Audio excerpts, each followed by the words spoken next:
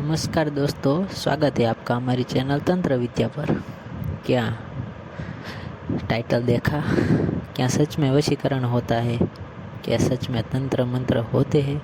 यह आपको जानने को मिलेगा यह वीडियो में, तो वीडियो पूरा देखिएगा। मैं आपको एक बात बताता हूँ।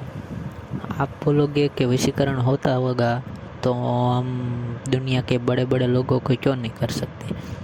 तो मैं बताता हूँ। आप पहले शांति से बैठ जाइए, पूरे शांत मन से बैठ जाइए, फिर शांति से बोलिए। आपको कुछ पाना है तो बोलिए, शांति से बोलिए, लगातार बोलिए। जो आपको शांति से बोलना है, हर रोज़ बोलना है, हर रोज़ बोलना है, जब टाइम मिले तब बोलना है। उसको वशीकरण तो कहते हैं, पर उसको अट्रैक्शन भी कहते हैं। यानी कि आप जो बोलोगे वो होने लगेगा, सच में होने लगेगा। एक बार ट्राई करके देखो, फिर आप मुझे कमेंट में आके बताना।